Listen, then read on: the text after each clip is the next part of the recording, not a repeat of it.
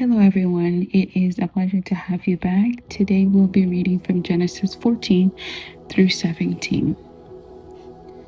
Genesis 14. Abram rescue Lot. About this time, war broke out in the region. King Hammurapel of Babylonia, King Arioch of Elasar, King Chedorlaomer of Elam, and King Tidal of Goyim fought against King Bera of Sodom, King Bersha of Gomorrah, King Shinar of Admah, King Shemeber of Zeboim, and the king of Bela, also called Zoar. The second group of kings joined force in Siddim Valley, that is the valley of the Dead Sea.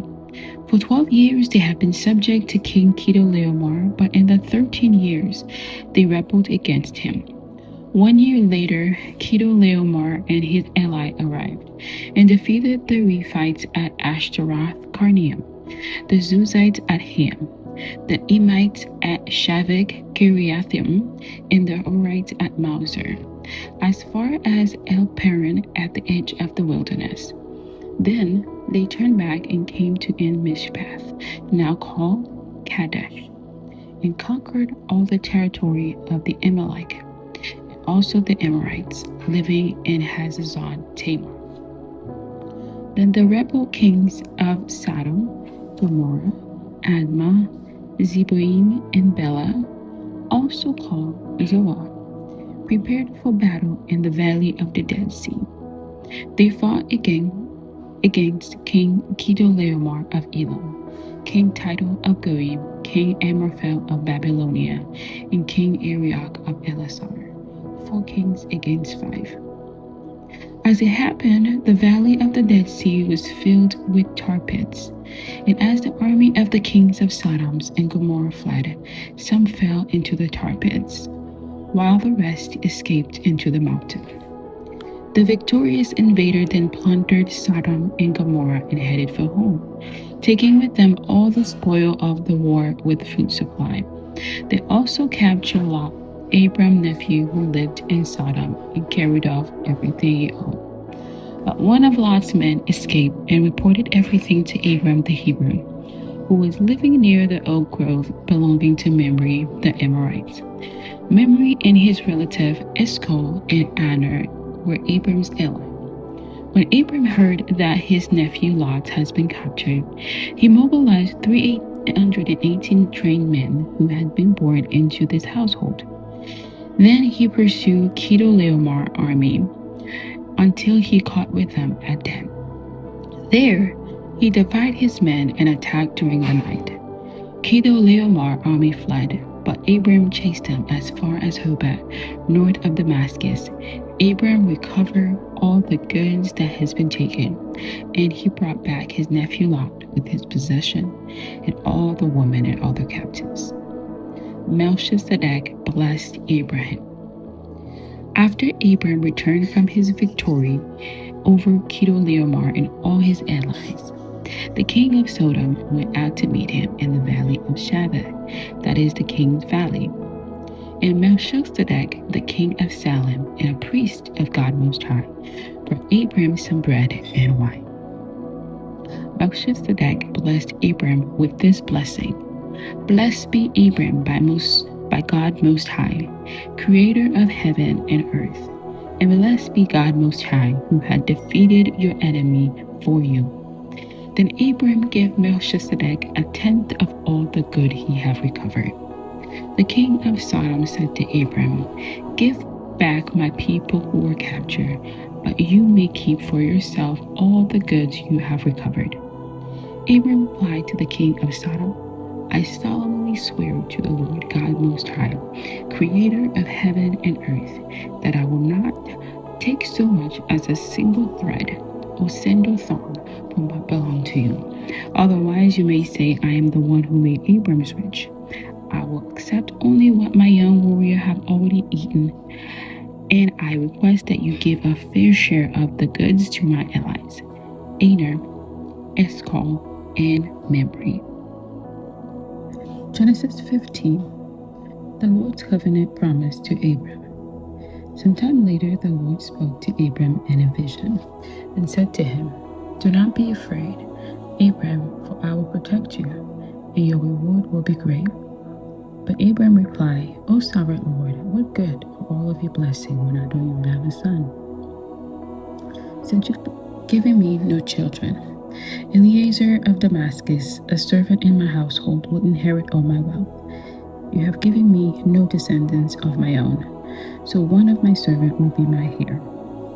Then the Lord said to him, No, your servant will not be your heir, for you will have a son of your own who will be your heir. Then the Lord took Abram outside and said to him, Look up in the sky and count the stars if you can. That's how many descendants you will have. And Abram believed the Lord, and the Lord counted him as righteous because of his faith. Then the Lord told him, I am the Lord who brought you out of Ur of the Chaldean to give you this land as your possession. But Abram replied, O sovereign Lord, how can I be sure that I will actually possess it?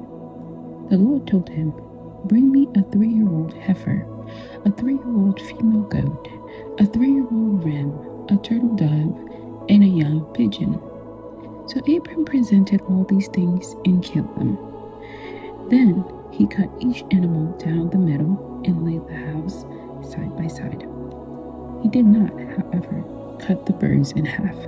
Some vultures swooped down to eat the carcasses, but Abram chased them away. As the sun was going down, Abram fell into a deep sleep, and a terrifying darkness came down over him. Then the Lord said to Abram, You can be sure that your descendants will be strangers in a foreign land, where they will be oppressed as slaves for 400 years. But I will punish the nation that enslaved them, and in the end they will come away with great wealth. As for you, you will die in peace and be buried at a ripe old age. After 4 generations, your descendants will return here to this land, for the sins of the Amorites do not yet warrant their destruction. After the sun went down and darkness fell, Abram saw a smoking firepot and a flaming torch pass between the halves of the carcasses. So the Lord made a covenant with Abram that day and said, I have given this land to your descendants, all the way from the borders of Egypt to the great Euphrates River, the land now occupied by the Canaanites, Kenizzites, Cadmonites, Hittites, Perizzites, Rephaites, Amorites, Canaanites, Girgashites, and Jebusites. Genesis 16. The birth of Ishmael. Now Sarai, Abram's wife, has not been able to bear children for him, but she had an Egyptian servant named Hagar. So Sarai said to Abram, The Lord has prevented me from having children. Go and sleep with my servant. Perhaps I can have children through her. And Abram agreed with Sarah's proposal. So Sarai, Abram's wife, took Hagar the Egyptian servant and gave her to Abram as a wife. This happened 10 years after Abram had settled in the land of Canaan. So Abram had sexual relation with Hagar, and she became pregnant. But when Hagar knew she was pregnant, she began to threaten her mistress, Sarai, with contempt. Then Sarai said to Abram, This is all your fault. I put my servant into your arms, but now she's pregnant. She threatened me with contempt. The Lord will show who's wrong, you or me. Abram replied, Look, she is your servant, so deal with her as you see fit. And Sarai treated Hagar so harshly that she finally ran away. The angels of the Lord found Hagar beside a spring of water in the wilderness, along the road to Shur. The angel said to her, Hagar, Sarai's servant, where have you come from, and where are you going? I am running away from my mistress Sarai, she replied. The angel of the Lord said to her, Return to your mistress and submit to her authority. Then he added, I will give you more descendants than you can count. And the angel also said, You are now pregnant, and I will give birth to a son. You are to name him Ishmael, which means God hears.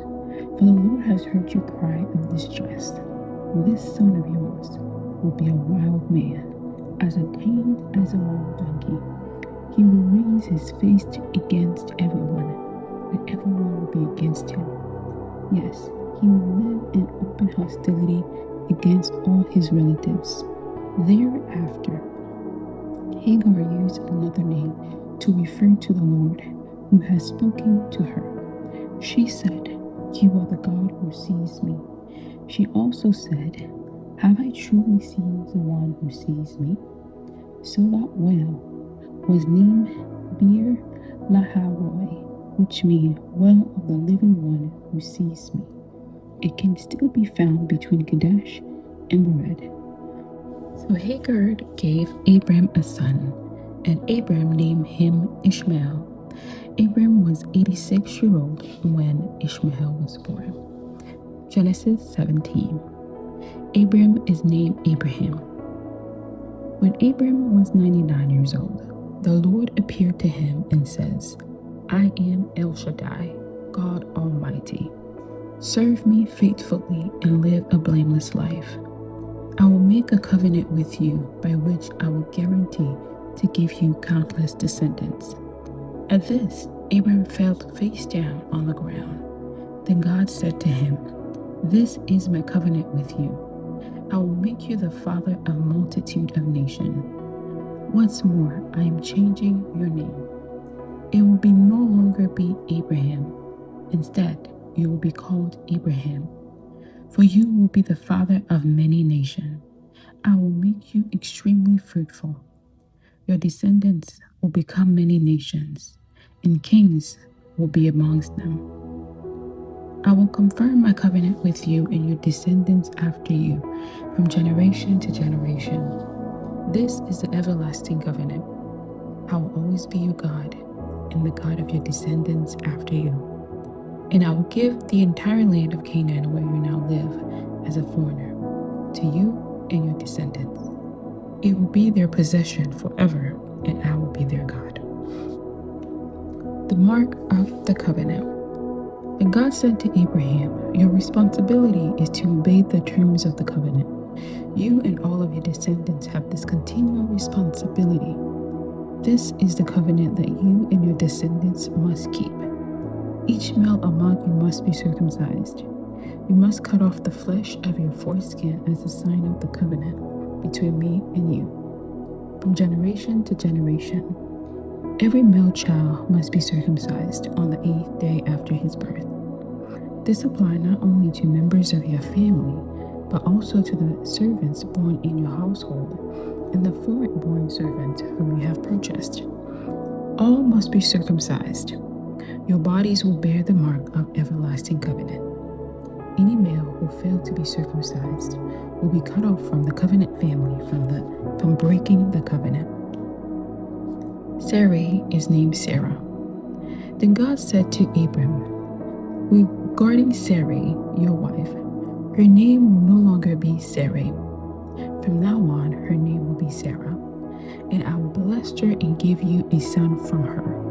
Yes, I will bless her richly, and she will become the mother of many nations. Kings of nations will be amongst her descendants." Then Abraham bowed down to the ground, but he laughed to himself in disbelief. "How could I become a father at the age of 100? He thought. "And how can Sarah have a baby when she is 90 years old?" So Abraham said to God, "May Ishmael lives under this special blessing." But God replied, "No, Sarah, your wife, will give birth to a son for you. You will name him Isaac, and I will confirm my covenant with him and his descendants as an everlasting covenant. As for Ishmael, I will bless him also, just as you have asked. I will make him extremely fruitful and multiply his descendants. He will become the father of 12 princes, and I will make him a great nation.